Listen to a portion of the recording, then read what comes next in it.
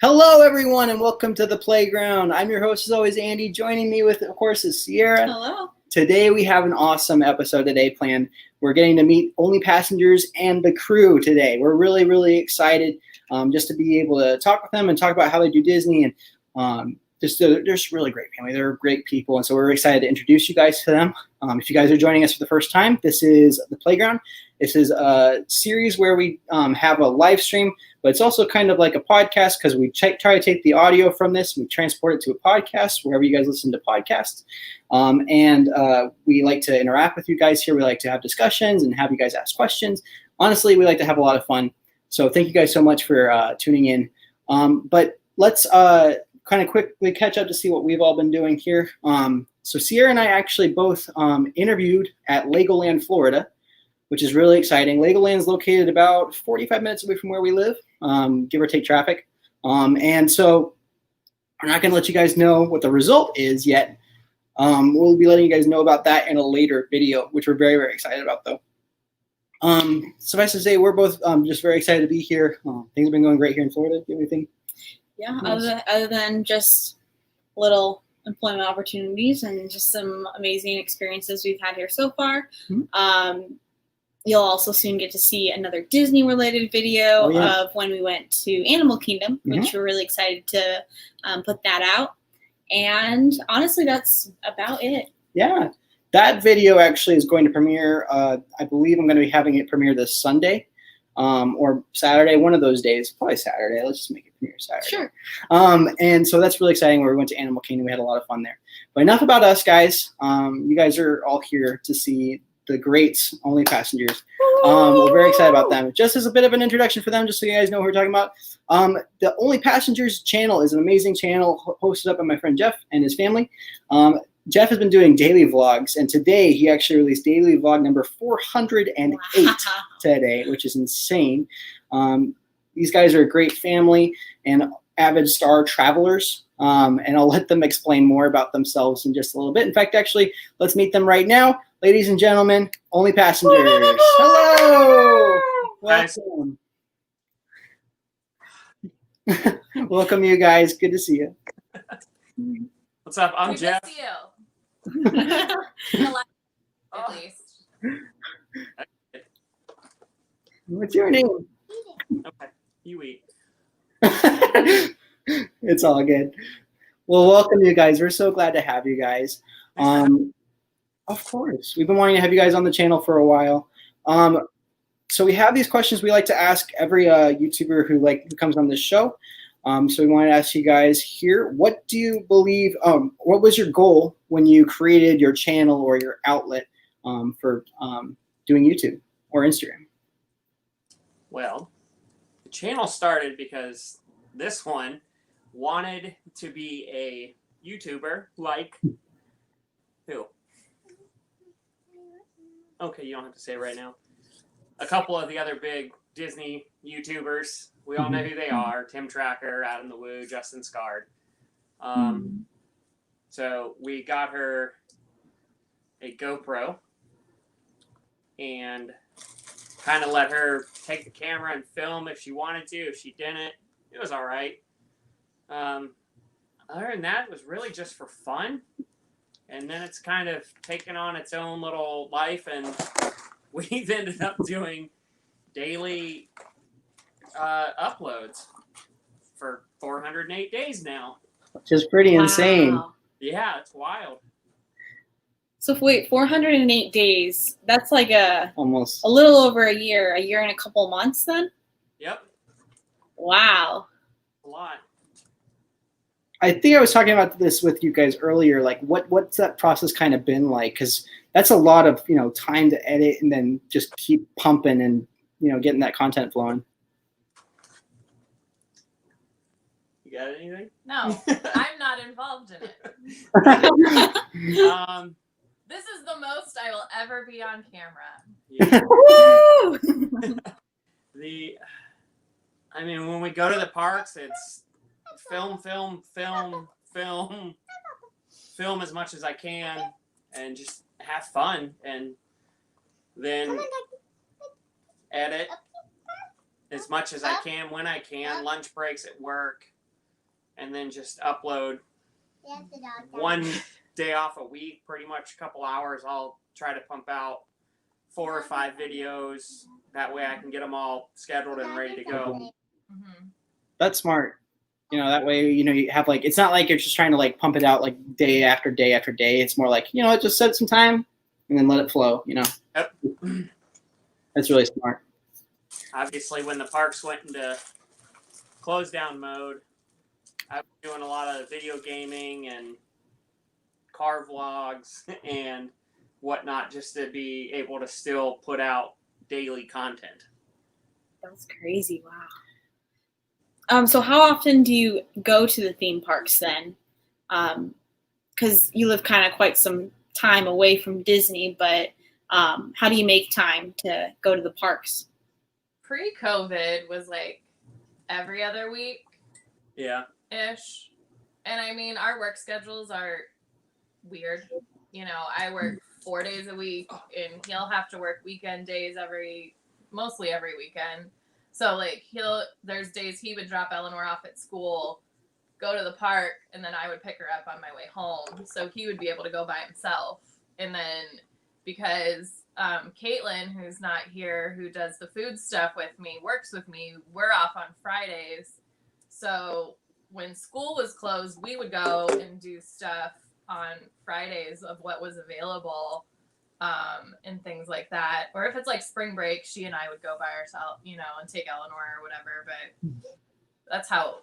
And then sometimes we go at the same time. Yeah. That's so fun.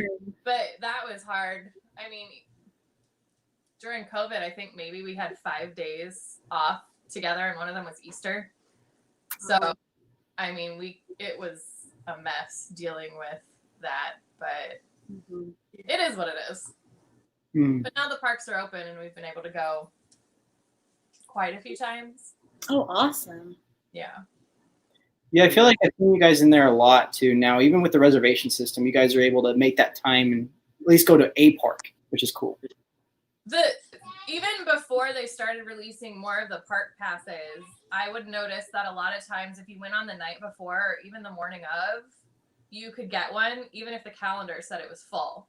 So I don't know if it's just people canceling that they left it on full, but we would be checking in, or, you know, we would be up in the morning and go, let's see if we can get somewhere, and just click through it and see if something took, basically.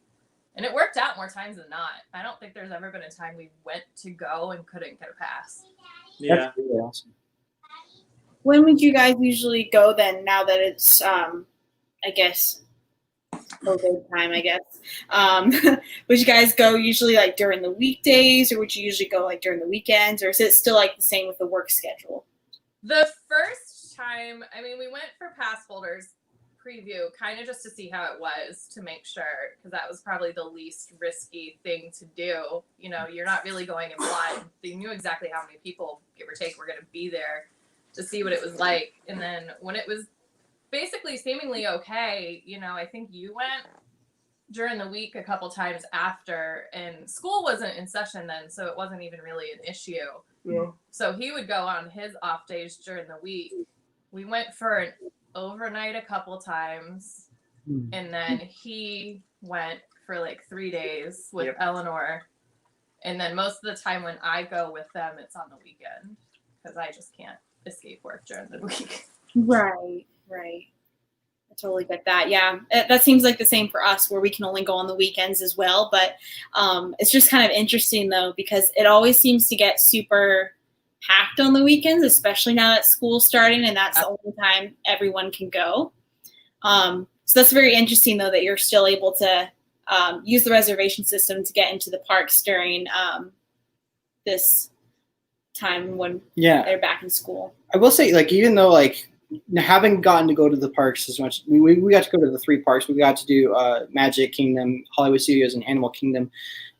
It was kind of one of those things where, like, even though you're in the park and even though it's weekend, you know, compared to like Universal and going to Universal, because we've been doing that a lot too, whenever we can't get into Disney, it's so packed on the weekends. Yeah. Like, just I think this past weekend was Labor Day weekend, right?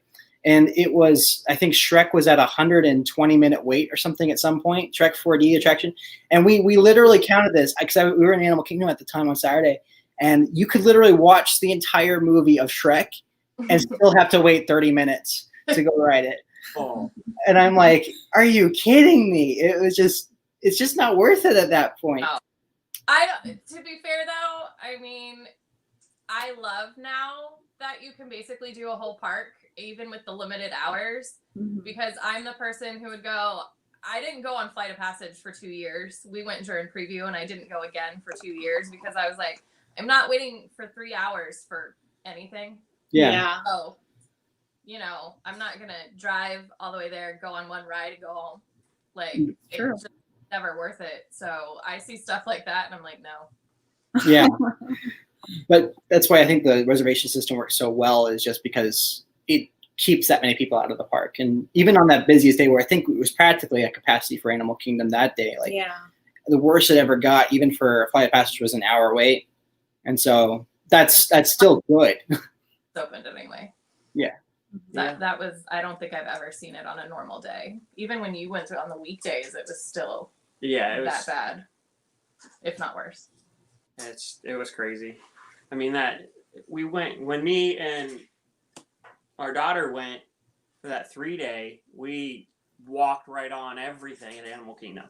Flight of Passage, Navi River Ride. Wow. The Expedition Everest with Dinosaur. It was all just walk on. And I mean, we were going through the exit. We didn't even exit the show building, and they're like, "Hey, you want to ride it again?" And they looped us back through.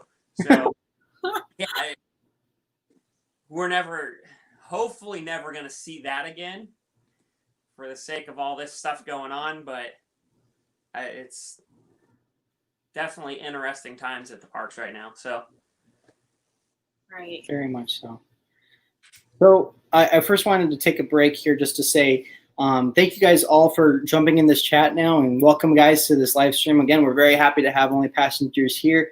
We're grateful that you guys are here. You guys have been asking a lot of awesome questions, and we're definitely going to be getting to them. For those of you who haven't stopped here before, we typically do have a giant Q&A at the end of the video. It's kind of how we like to end things, talk about random discussion topics we might not have talked about during the time. So we're really glad you guys are all here, especially you guys who are new to the channel. We welcome you guys a lot, and thank you guys for stopping by. I wanted to ask you guys more about, you guys and yourselves, and just kind of like what you've been doing. You talked about how your goal was, when you were creating this channel, was for your daughter, which I think is just such cool. I love that.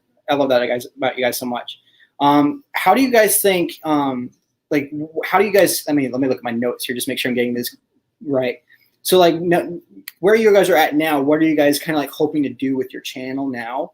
It may have been a little bit different from how you started out, but how have you been kind of steering your content now, or in the future? I don't really have a plan, to be honest. I mean, we're just having fun with it. Yeah.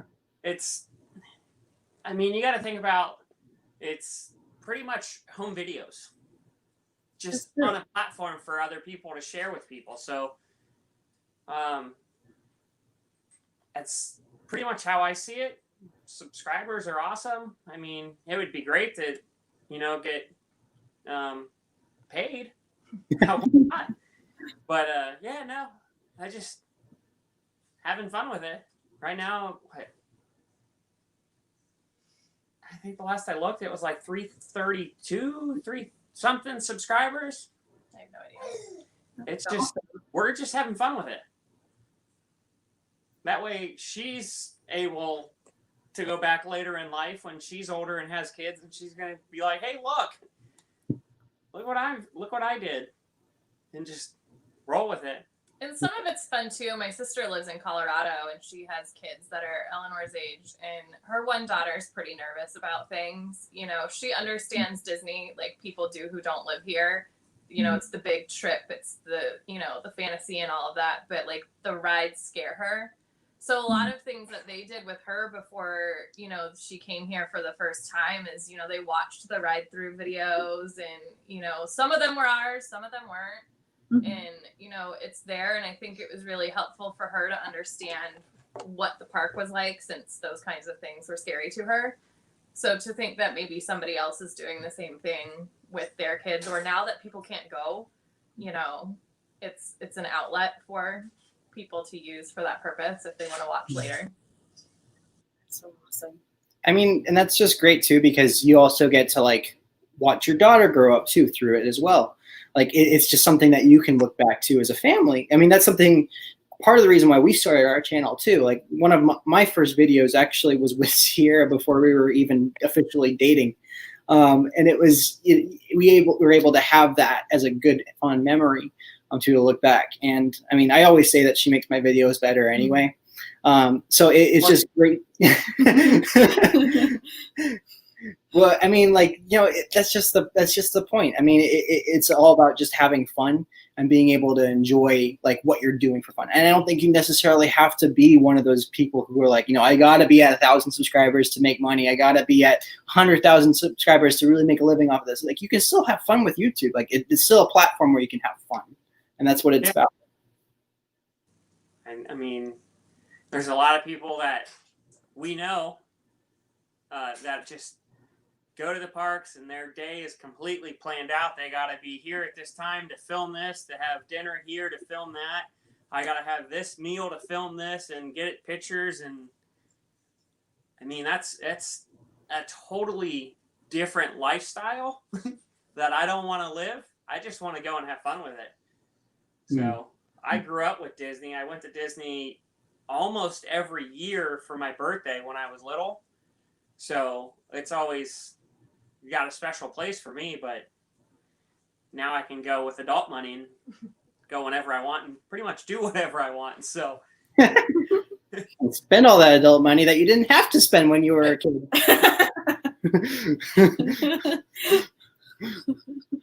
But I mean, yeah, no, that's 100% right. I mean, I started the same way too. My mom would take me to Disney when I was like a couple months old, and I still remember a lot of those experiences when I was younger than your daughter. I mean, like it's something that kind of instills in you that ability to be able to share magic and experience magic, and then you can then give that to your kids and your family and your friends and everyone else who thinks you're crazy for continuing to go to Disney as much as you are. You know, it's that same methodology, though. I think that's awesome. Mm-hmm. Yeah. I'm actually curious. So, are you both from Florida that you lived close to Disney that you were able to come, like, growing up? I spent 4 years in Ohio when I was like 2 to 6. Okay. I was born in Tampa, and I lived here in Sarasota pretty much my entire life, other than those 4 years in Tampa in Ohio. So, and you've been here forever. Well, I was born and raised in Sarasota, so. And then Wow. only like 2 hours away. Yeah. One of the true Florida natives. Yeah. We can, I mean, it's easy to make a day trip out of it. I've talked to several people that make day trips out of driving 6 hours one way. So I feel for them. That's a lot, but I would not. yeah. And that's what, I mean, not to glorify what's going on with COVID, but it's nicer now that the parks are opening later and closing early because you don't miss anything. We don't have to wake up at 5:30 or 6 to try and get there for rope drop. You know, you can roll out of bed at 7, get there at 9, and you're fine. Oh, yeah. Plus, the parades are so nice too, like the character cavalcades, because they don't exactly draw attention to themselves in the sense of Festival of Fantasy, where it's coming. Like it's this huge thing that echoes throughout the park. Character cavalcades are just something nice, like, hi guys, just keep riding through. There's no congestion. You can skip it if you want because it'll just come around again, maybe eventually. And so it's so nice to have. It's a lot more. I didn't go as much as he did when I was growing up. Disney was kind of our in-between vacations. Like my parents would plan big things like every 5 years. We went to Yellowstone and stuff a lot when I was little. And that's a big financial burden. So, you can't do that every year. So kind of off years, we would, make a day or two out of going to Disney. So I didn't go that much. But a lot of the way it is now reminds me more of when I was little. The characters are just, not that you can go up and meet them right now, but it's more, you just see them and they're a part of the environment instead of it being an attraction that you have to wait for and decide if you really want to do it. Yeah. Exactly. The fact that you can go on rides and go on lots of them. I mean, before we would maybe get a fast pass for whatever 3 things we could get in the morning, and then that was about all we did, unless you walk by and they go, oh, Pirates is only 30 minutes right now, let's do it. But we do way more now, and it's way more like when we were little, and it wasn't something that had to be planned or choosing one ride over another because of time constraints. Yeah. I mean, now with the cavalcades, they're in the environment instead of being a forced environment. We've waited in lines for, we've seen, not hating on children whatsoever, but it's hard to force a kid into something that they're nervous and not sure about, and then they have meltdowns, and then of course you get the angry parents who's mad at the kid, and now they're not getting their picture taken like you wanted them to for the Christmas card or whatever. And yeah, I was never character meet and greets. I mean, when I was little, was very much like Disneyland. Has always been, where the character's just out and about, and it's, oh hey. Yeah. No, 100%. I can't believe I never made that analogy before, but that exactly makes sense. I mean, I worked the 2 of the meet and greets at Hollywood Studios for Mickey and Minnie and Olaf, and I can't tell you how many times I would hear screaming children in that queue line, like before you even get in the room.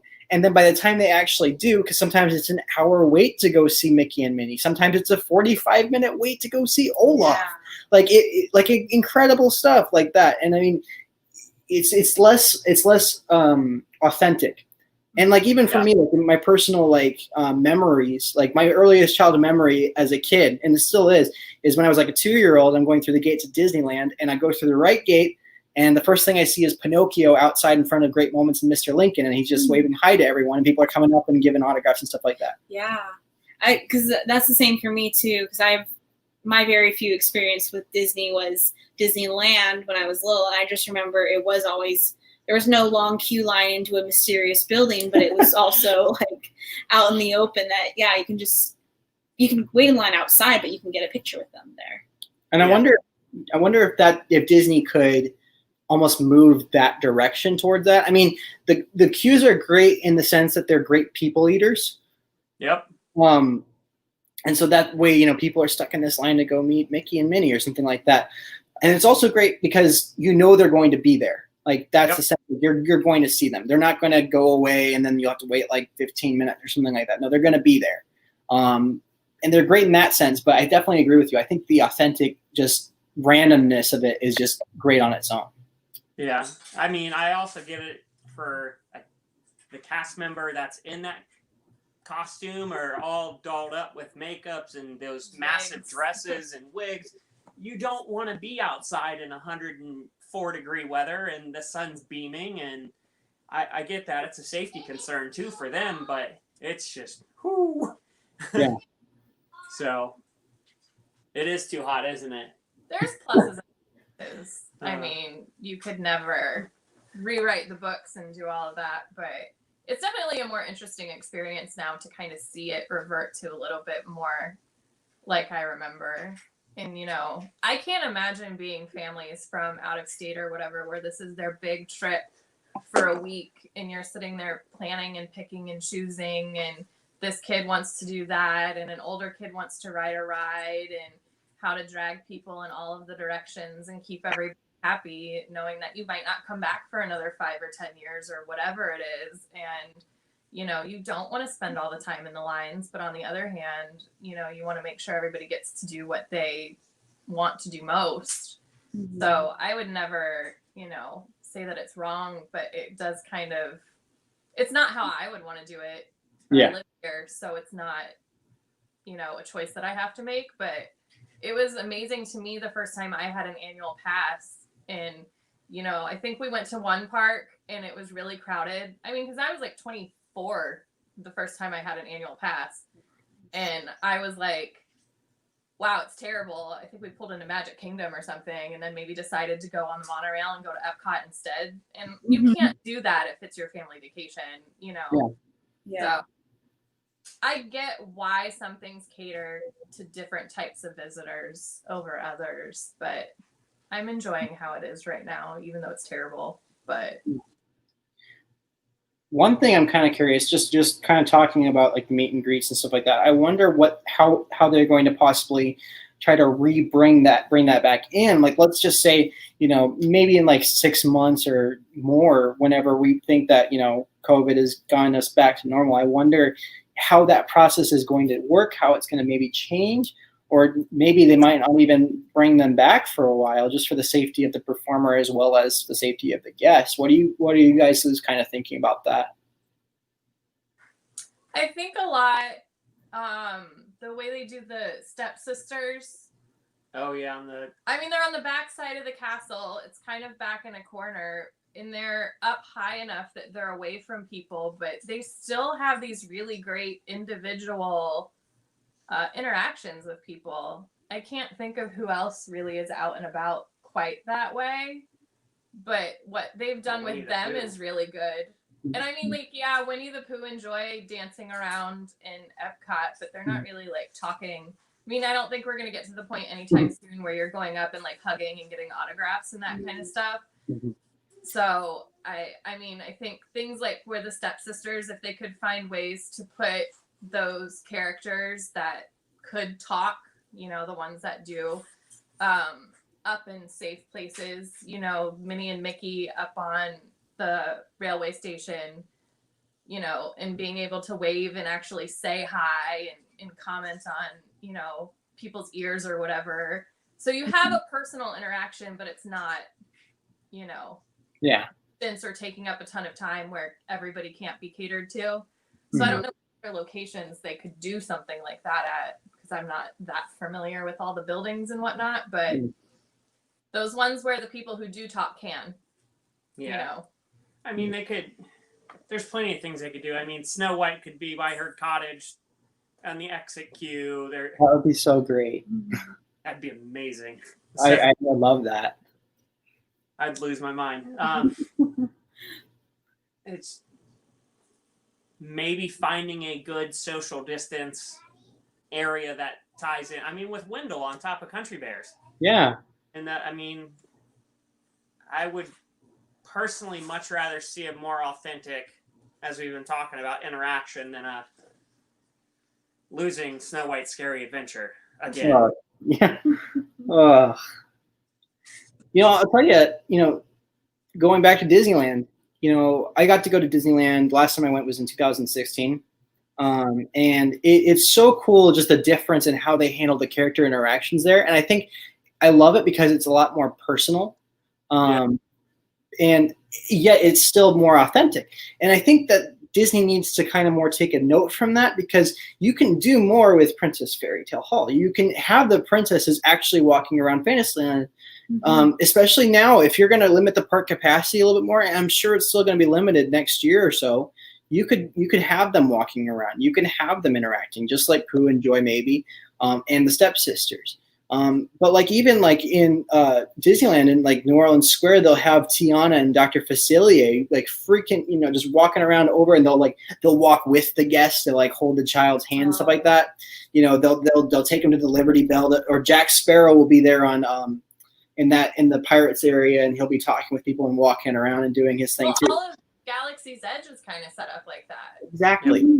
And I mean, when you said the thing about, Dr. Facilier following you around, I thought of like the interactions that we've had with Ray, where she's sneaking through the crowd, and obviously it's a different time now. But I actually think the more this goes on and the more acceptable people get to these kind of scenarios, I would hope that you could maybe do something like Ray had previously done. Yeah. With the understanding that you have to be respectful of everybody's space, because we're already in that frame of mind now. I would hope you consider that for the cast members and things like that. But like the stage of Galaxy's Edge, you can still see your stormtroopers and still see everybody, and it's safe. You just have to find, I think, the locations where it would work. I don't.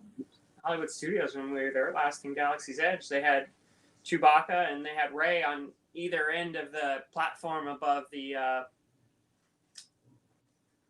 speeder things. Yeah, the land speeders.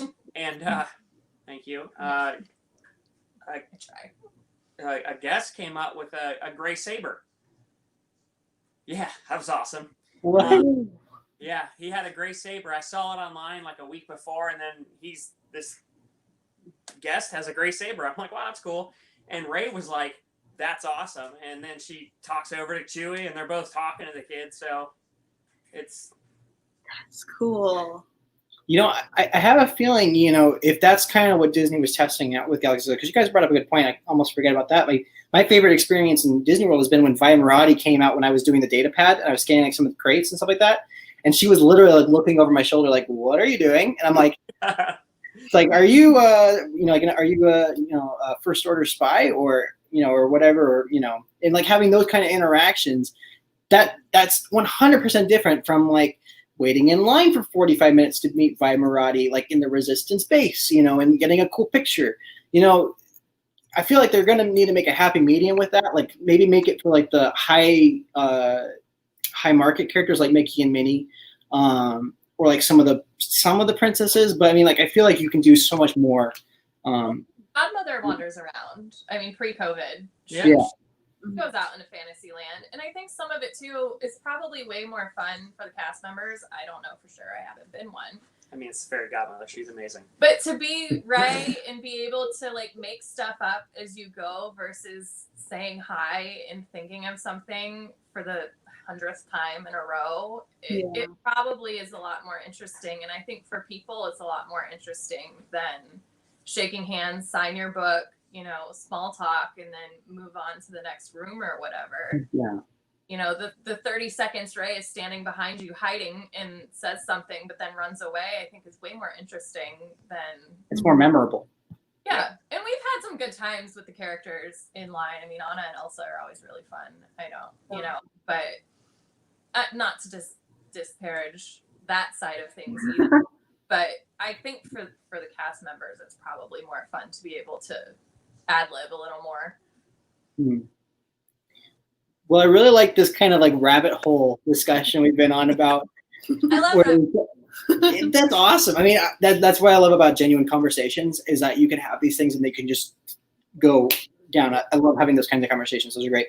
But I wanted to ask you guys one more question before we like deviate, maybe go into a Q&A more things. But like, what are some of the things you guys have like advice for? Because like one of the things we're really trying to base our material off of is just how we're very family friendly. You know, we're a family unit itself. Like with you guys, what are some of the things you guys have seen when maybe like the challenges or some of the like benefits that you've seen from doing YouTube as a family? I know we've talked about like how, you know, it's kind of like a photo reel or like a journal, videos. like a literal a virtual log of your guys's, you know, timeline. But like, what are some of the like challenges or like some of the cool advantages that you guys have seen from doing this as a family? What kid? This right here. Things like that. I think she wants to answer the question. Manage behavior while the camera's rolling. Because it's awkward. And I mean, I hope he edits it, but like I said, I never watch any of it, so I don't know. I mean, you're great in this. You're great tonight. Like, I mean, you've been doing like I just awesome. watch it later. I will never watch this ever again. If I hear it on in the background and he's doing stuff, I tell him to turn it down or put on headphones. Like, I do not want to see this later. I'm not good at it. I know my limit.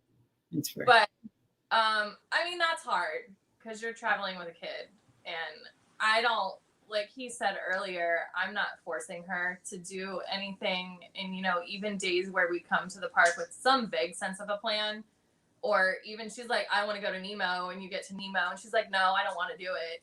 And you're halfway to Nemo, and you're like, okay, well, go to the complete opposite direction, or all of a sudden you're in line and she's starving or has to go to the bathroom, or which was miserable the last time we were at Hollywood Studios. But, you know, it's stuff like that. But I think that's anything you're doing with kids. Like, you know, you wouldn't take your kid to work and expect the day to go as you had planned. And I've done it before. You have to take the time to realize, which is why I think we could never be one of those people who are doing like X, Y, and Z on a set schedule, because anytime she would have to come, it's probably not going to turn out like that. Like, you're gonna have to go halfway around Epcot to find chicken nuggets when that was not today. Oh, Which there are none in Epcot right now, so don't. I know. I'm so sad. Rip electric umbrella. I mean, Best place for chicken nuggets. Epcot is not a place to take your children if they're not adventurous eaters right now. Yeah, no, bad Don't idea. do it. Bad. Or bring your own. There's no Cape Cod either right now, is there? The bags are out. There's like a cast member manning them, but not in the way they used to. There's no interactions because obviously the international staff aren't there. But you can still collect the bag and it has everything in it. So It's each got all the country countries, still right? has it. But if you go to China, you're getting everything. There's no point in going to the spot in a different country, which is nice. We sent them out to my sister for her kids because it's everything. But can I help you with Legos in a minute? So, I mean, obviously, I still like bringing all the gear. I still bring a stroller. And not because she can't walk, it's just because I don't want to carry everything. And it's an easier day when you have 8 bottles of water and snacks and she can sit and she's not whining and she can walk a park. I can't walk a park with her because she's all over the place and I have back issues. So holding hands for 8 hours is not pleasant for me. So when I go with her, I bring all of the stuff, and when he goes with her, he brings nothing. So yeah. But, when Caitlin and I and everybody and we like go to Disney Springs for lunch, 99% of the time she's on her iPad in a stroller because it makes for a pleasant day for me. And I'm okay with that. And she's happier that I'm not dragging her to sit in the 5th restaurant to eat food she doesn't have any interest in. So it's just managing expectations. And it's a lot different too for us versus like my sister comes in town and she goes to Disney probably once a year with her kids, and now she has 3. So, it's a lot different for them because we did do more of the scheduled things because that's what they want to do. And her kids are more into meeting a princess than they are to the rides. And the same with his nieces, they're princess kids. And she's like, I want to go on Rock and Roller Coaster. And we're like, sorry, you're not tall enough.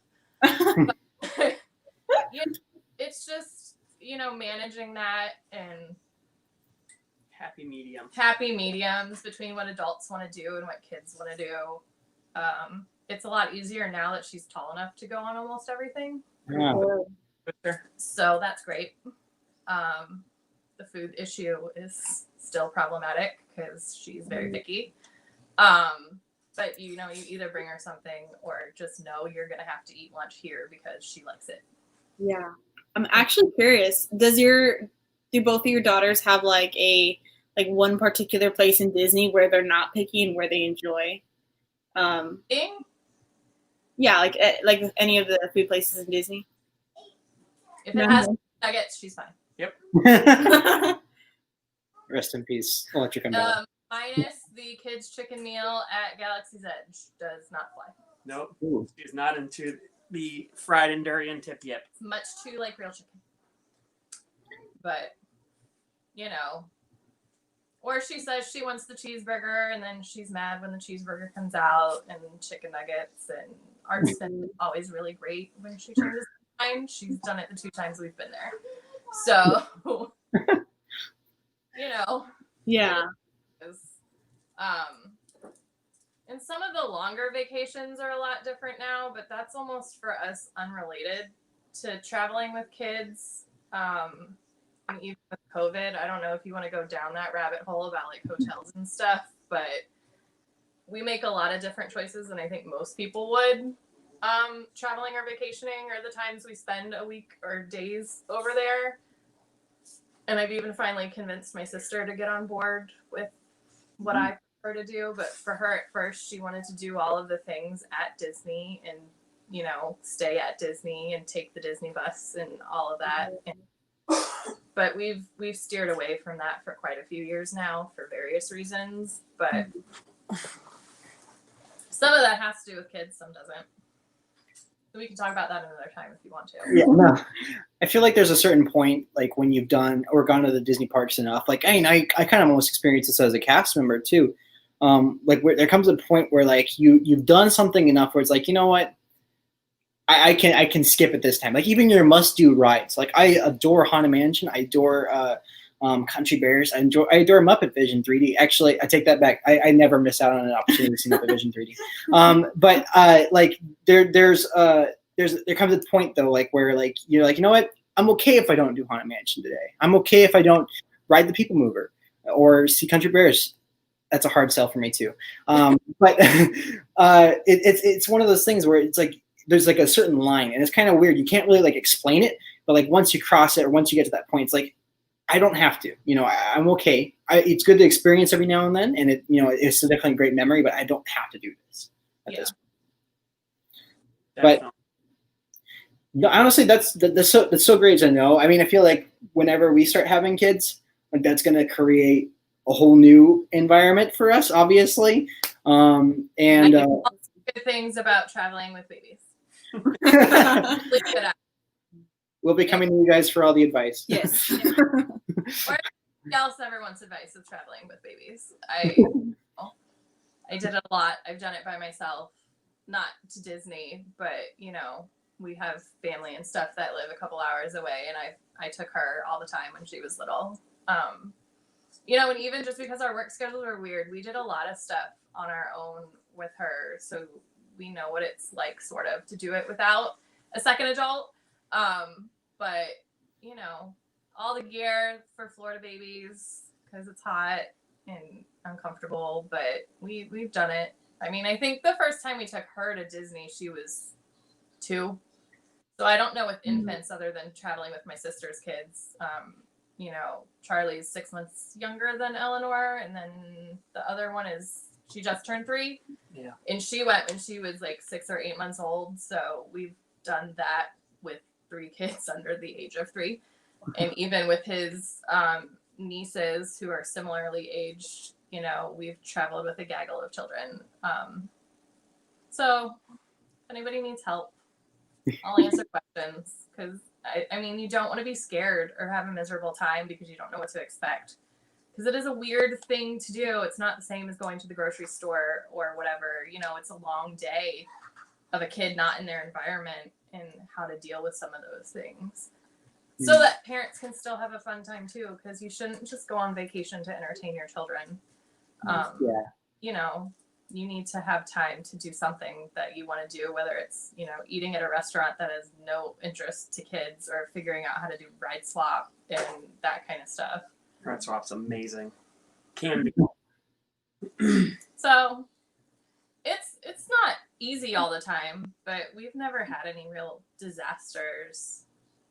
So, well, that's a plus. Yeah. There's moments of breakdowns, but right. Nothing where it ruined the whole day and you're like, why did we even bother trying?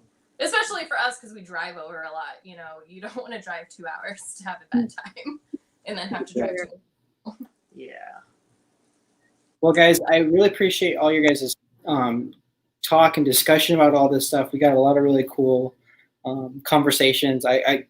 This has been so much fun, and we could probably keep talking forever, and I don't want to talk your guys' ears off. So I want to start wrapping this up with our Q&A section. This is a section where we invite the audience, anyone who's watching right now, to ask us any questions. We have a ton of questions already in this backlog here, but I actually had a question I was curious what you guys have thoughts on. And then I'm going to give you guys some time here whoever's watching this to comment and have great questions. I mean, resort budgeting, again, never fails. We have a ton of great questions from you. And so let's just start off, though. I want to know your guys' thoughts on this and your thoughts, too. So Voyage of the Little Mermaid at Hollywood Studios had their billboard removed. And a lot of people are saying this is the end for that show. What are your guys' thoughts? I mean, Disney's official statement today was that it was planned refurbishment. I don't know the technicalities of the whole thing with, I can't remember the name of the people that do the shows that aren't Disney cast members. Equity actors? Yeah. I don't know whether those people are the ones doing The Little Mermaid, and that's obviously going to play a factor into when and how it comes back. I enjoy it. I don't think. I mean, does it need to be updated? Yeah, sure, fine. But you know, I don't think it's gone for good until they say it's seasonal.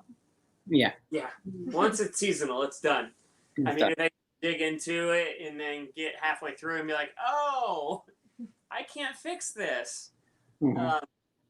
That's something we've seen in the past happen. So I also think right now, I mean, the people who are going to the parks are not people who are expecting perfection of the parks right now.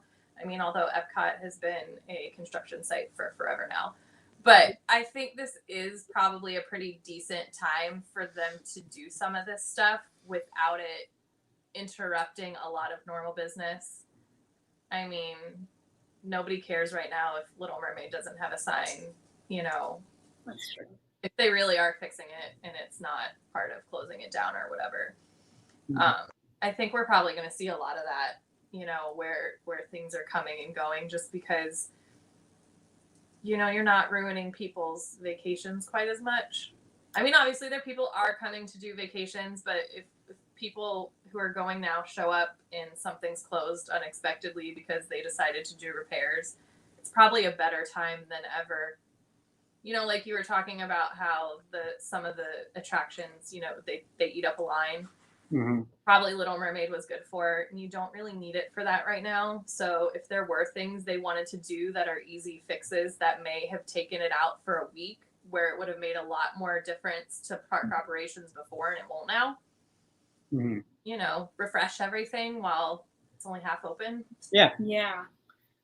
And that's what it seems like they're doing for a lot of things too. Like, well, not just, of course, if they would have decided they were going to shut down Little Mermaid, I have a feeling that other shows would be opening up then too. Like, I think this is a perfect time for them to do this because, like, Frozen and Indiana Jones are shut down right now. But as for other things of refurbishment as well, like Polynesian, how they're taking this opportunity since not very many people will be vacationing at this time to refurbish those rooms in the Polynesian. Polynesian's so expensive.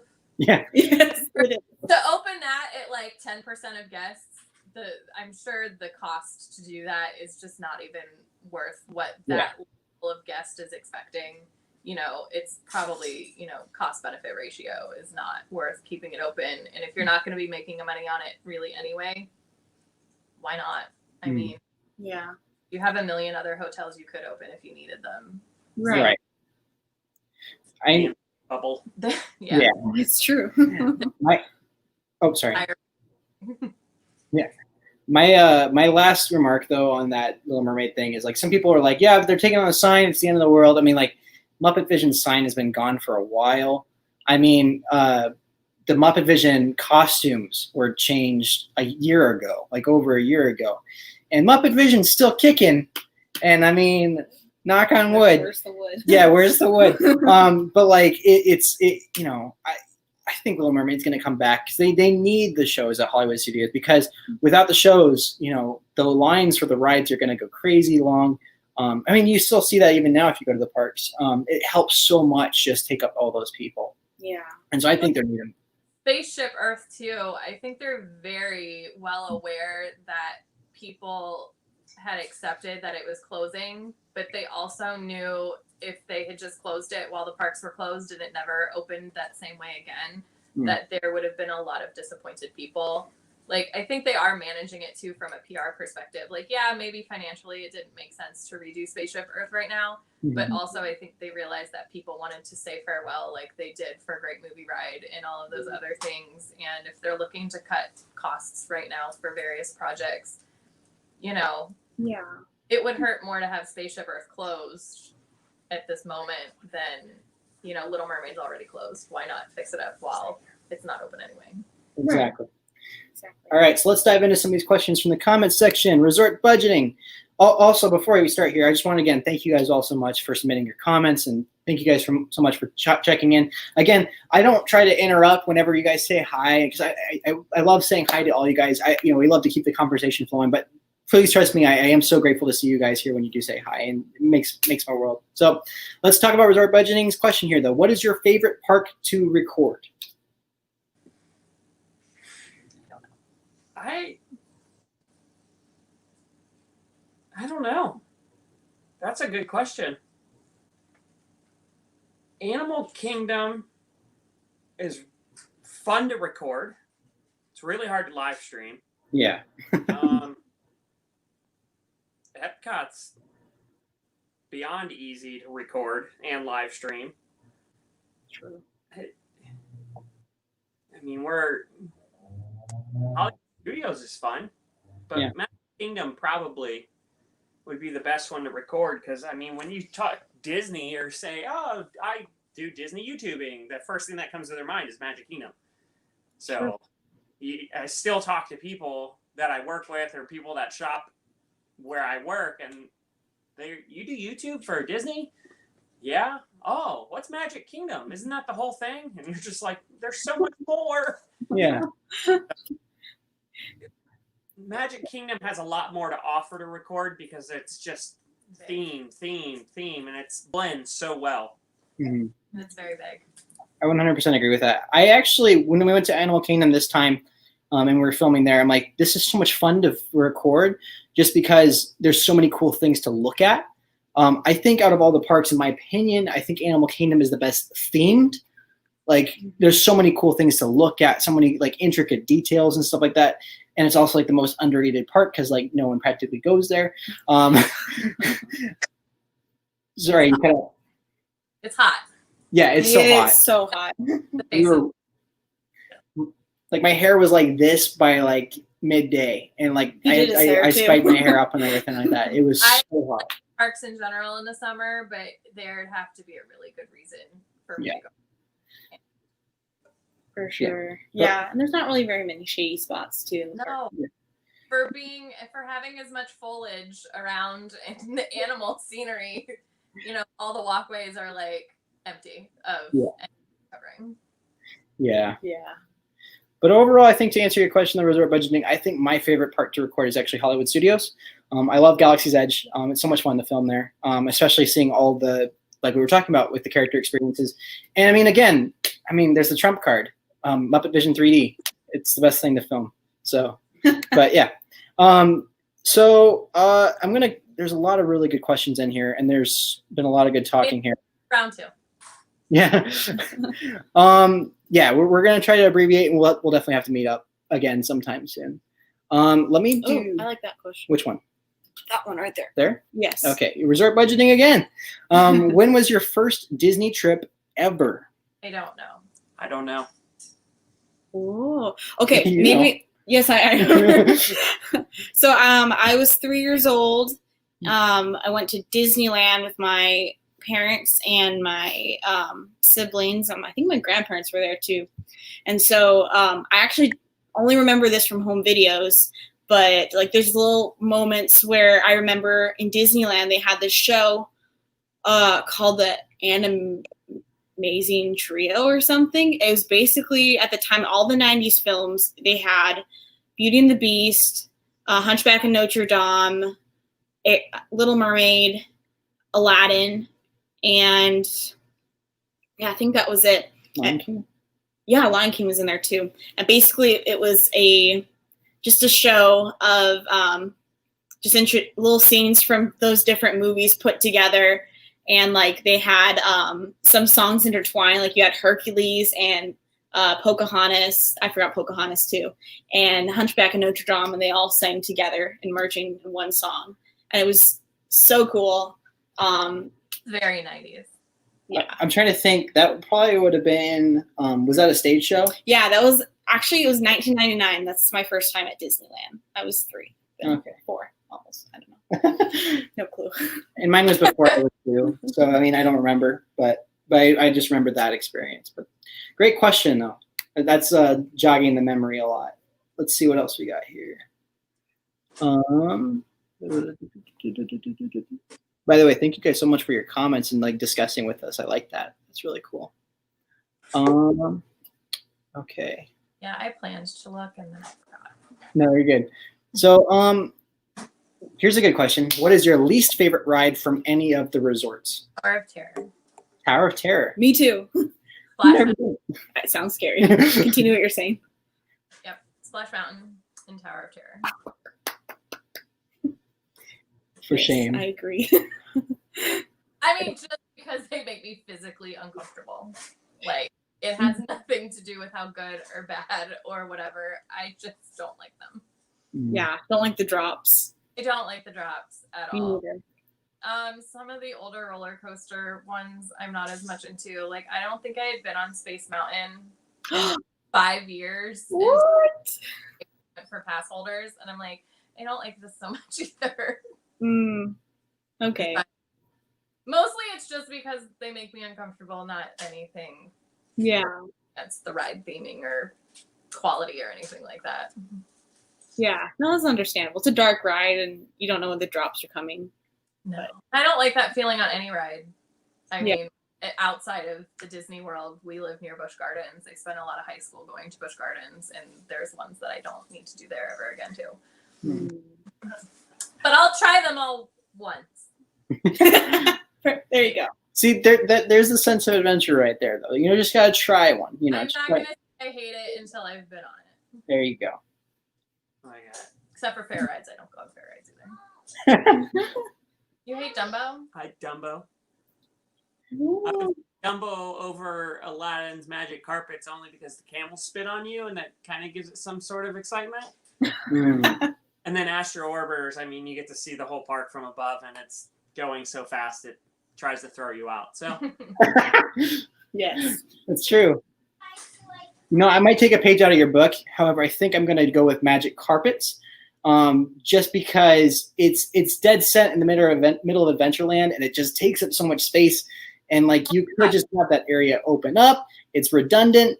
I mean, you can have elephants spit at you in Dumbo or something, like move something over there, and then get rid of magic carpets, because that's all it has going for it at this point. like Yeah. try top spin. Yeah. Not necessarily. So I'd never done that one. Someone asked the question somewhere in here, like, have you done every single ride at Disney World? On this past trip to Animal Kingdom, I had never done Triceratops Spin to this time. I actually like Triceratops Spin more than Magic Carpets, just because they actually have good music when you're going around. Like, it's like they're playing all that fun Dino-Rama music and stuff like that. So I mean, that's fun. Yeah. So and it's a huge like top. It's like ginormous in the center, and so that's cool. Yeah. It's still Dumbo, but it's okay. It's okay. And you get to tilt forward and back too. Like Magic Carpets. Oh yes. Yeah. That's right. As far as every ride, yes, I've been on every ride. I have not. Yeah. I Really? don't- Nope. And I had to think about it too. I went on Dinosaur for the first time right before COVID in my Did you life. like it? I never went on whatever the name of the ride is that's closing or closed. Oh, Primeval Whirl. Yep, Yep, never been on it. love it. It was always broken every time we went. Well, that was one of the ones we couldn't go on when Eleanor was little because she wasn't tall enough. And so unless one of us wanted to ride it by ourselves, which is not that amusing, we wouldn't have had the opportunity. And I don't know. I feel like we didn't go to Animal Kingdom a lot before she was born. No. Great question, Rizgan. We're gonna go to Disney Rod. He has a good question. What is your favorite restaurant at Walt Disney World? This is our Does Disney Disney food day. count? At Walt Disney World. I think I'm Or gonna open that up too. I want to. parks? Oh, sorry. Parks or Springs? I'm going to open it up to Walt Disney World property. So if it's like on Walt Disney World property, like if it's in the resorts or if it's on Springs property. Okay. Where's your favorite restaurant to eat at Disney? Don't know yet.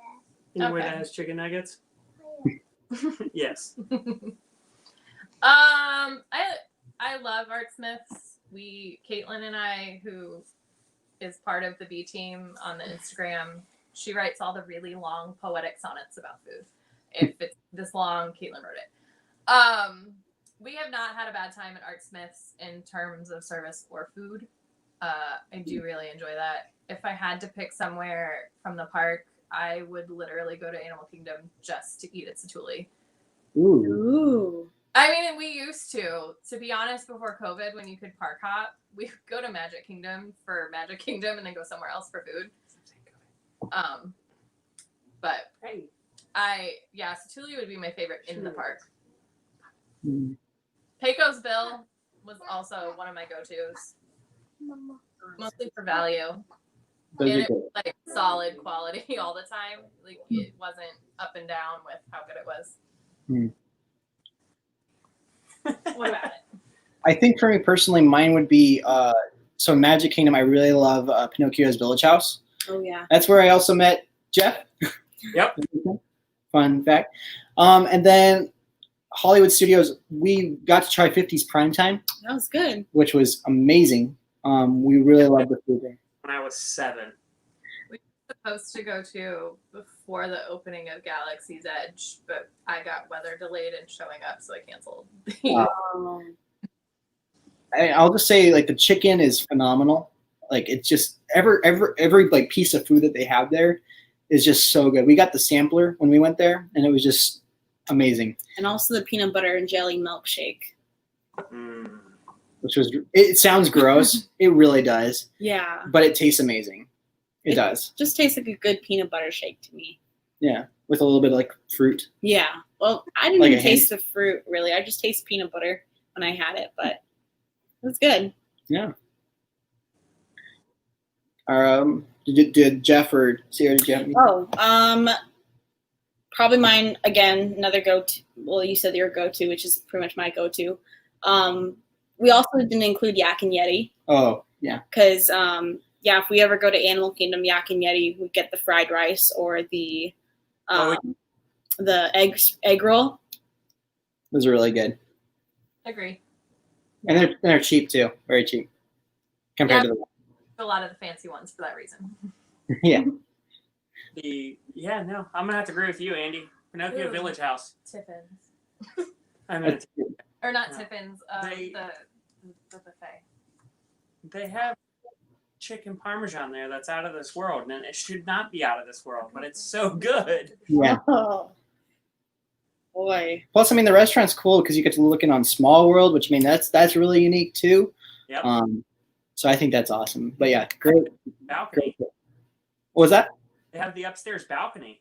Oh, Yeah, wait, that's right. So another one? So no, like you can go and eat on top because when you enter Village House, there's actually a second floor.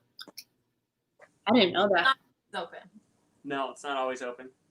Yeah. That's Okay. Ooh, Bunch of feet.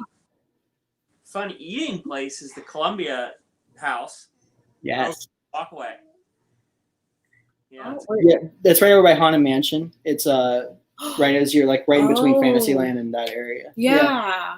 Passed by it. Never eaten there before though. They've got good seafood there too, like good fish and chips. Wow. We'll have to go there next time. That was really good. Fish. So this is a good question for Michelle, and this is for you guys. Are there days where you ever want to go to the park without the kids, just to having a fun adult Disney day? We haven't in a really long time. I- Just for logistical reasons. Yeah. Since pre all the shenanigans. But I did quite a bit actually. I would drop her off at school and then I would go spend the day at the parks. So tell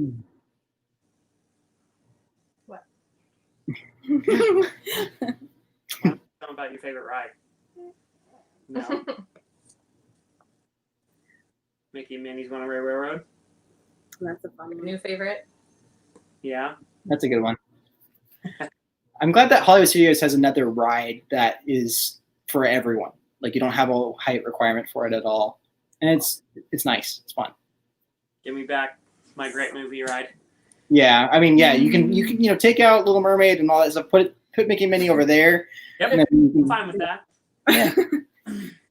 But yeah, One day, maybe. exactly. All right, let's move on to the other question from Disney Rod here. When do you think the Disney cruises will set sail again? Huh. What? According to, well, this is just for cruises that I researched on the United States Travel thing from the government. I know cruises are actually on, I think, was a level 3 or something, meaning that if you go on a cruise, you have to come home and quarantine yourself for 14 days. Like, some cruises are running right now, but that's currently what's going on with that. So I'm honestly not thinking like till next year, like spring maybe. Like maybe March, maybe around that time. Like, you know, we've been in talks. My family wants to do a cruise early in the winter, like around like February or something like that. And it's really exciting and all that. But like, you know, it's hard to tell like what you can do. Like, can you leave the port, you know, or can you leave the ship? And so like, I feel like if Disney's going to do it, they want to do it kind of like what they've been doing with their theme parks. They want to do it when it's safe. They want to do it when they can manage it, when they can control it, you know? And I don't think the cruise line is going to be something that you might see for at least, you know, till next year, probably. Sadly. But that's a good question. I don't know if you guys had anything to say on that. I don't cruise, so I don't know. Yeah, Dude, I mean, I would be the person that I would ask that question to. So, what new ride are you guys most excited for? Tron coaster.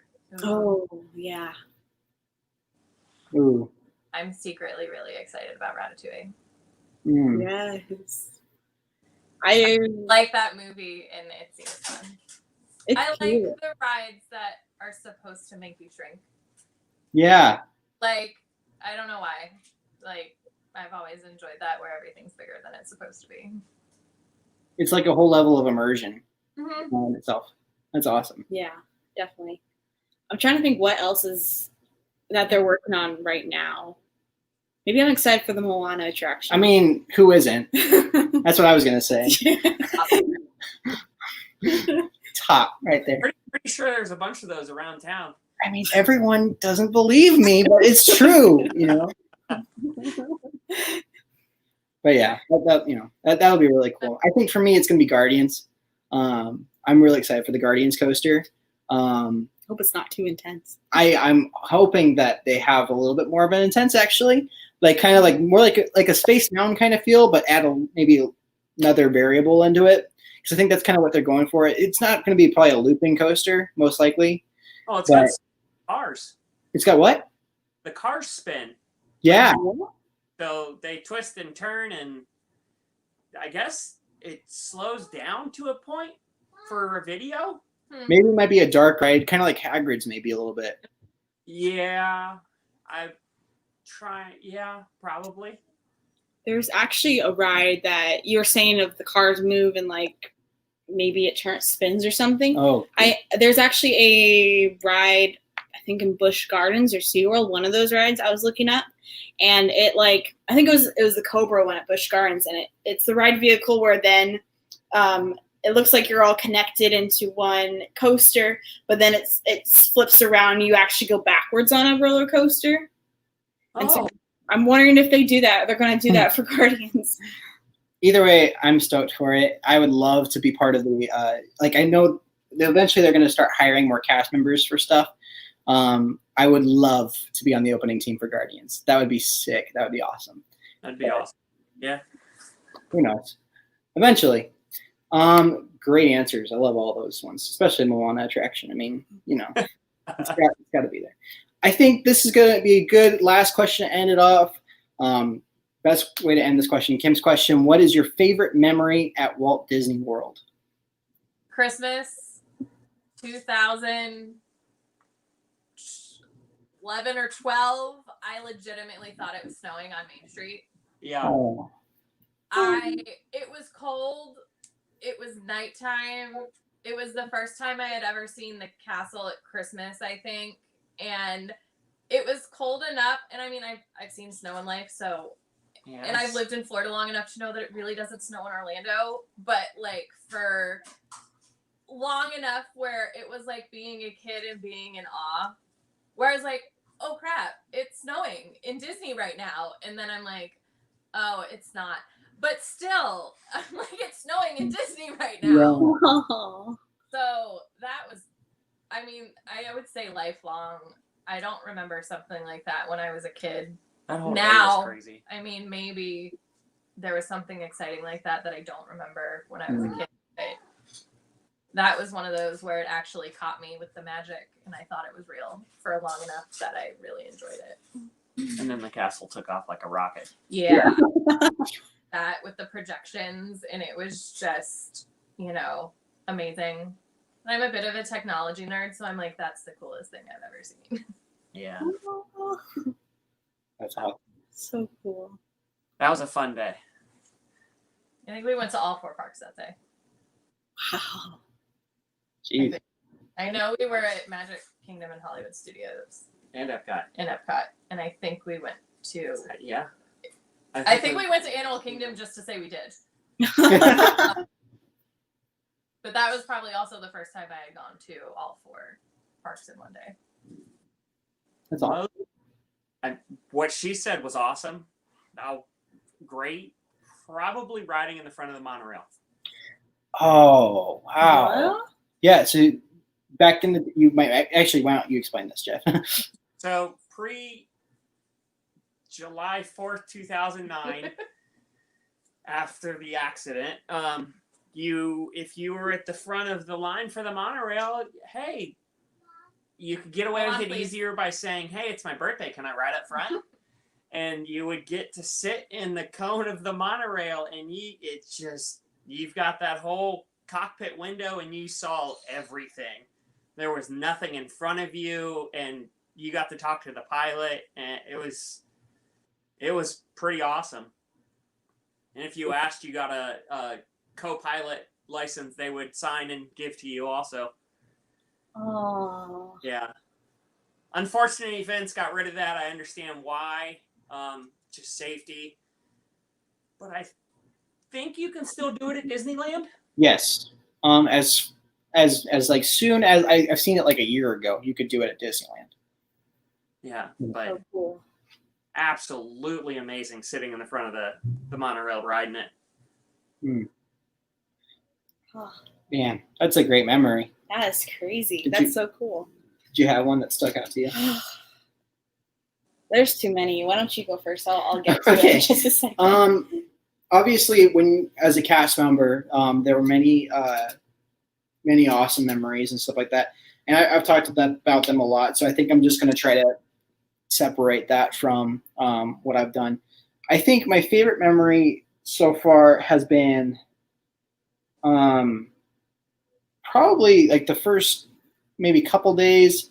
I mean, this happened a lot, but when I guess when I got to go to the Disney parks, and especially Walt Disney World, and like as a cast member, and like heading into work, those are so many great memories. From the guest perspective, sorry, I need to separate it again. From the guest perspective, I think my favorite memory was, getting engaged to Sierra at the Polynesian. Yeah. I mean, that That's was pretty memorable. that you have to say that.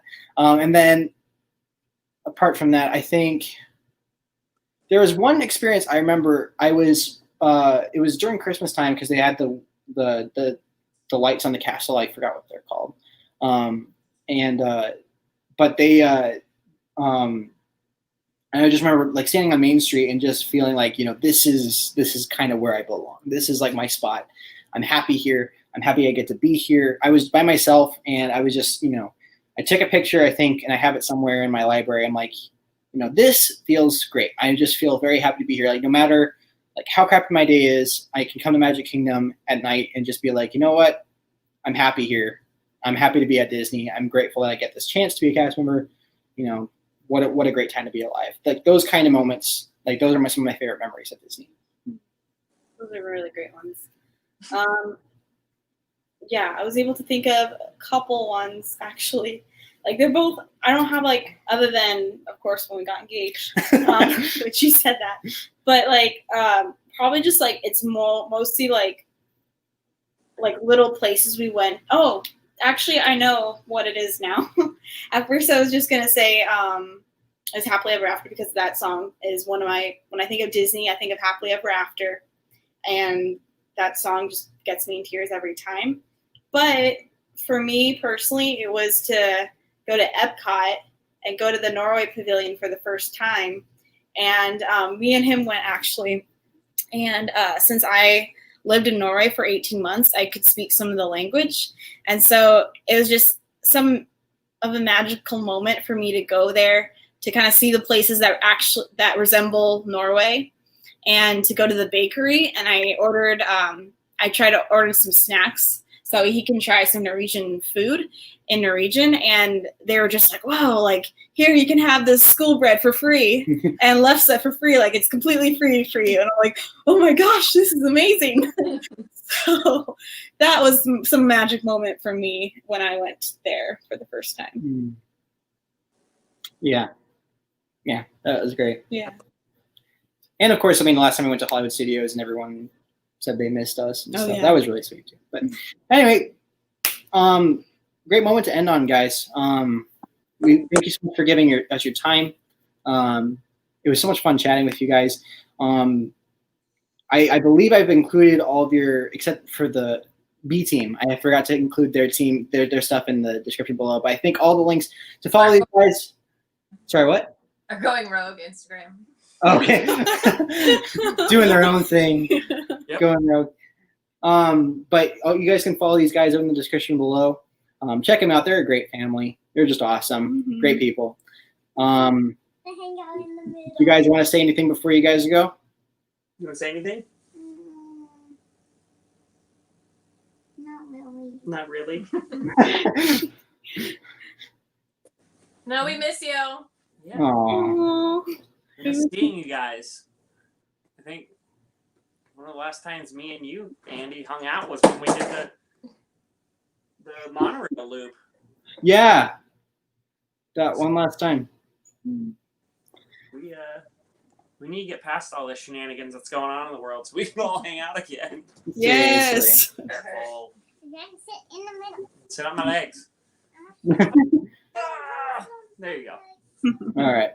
There. Well, we appreciate you guys for having you on. Thanks for having Yeah, of course. Rest of you guys, thank you guys so much for joining on the playground. Again, if you guys would like to follow us, just please subscribe. We don't enforce it like these guys. We do it for fun. It's a lot of fun. And if you guys want to see someone else, let me know who you guys want to see next. Message us. Our links are in the description below too. But until that time, guys. We'll see you real soon. Bye, guys. Bye.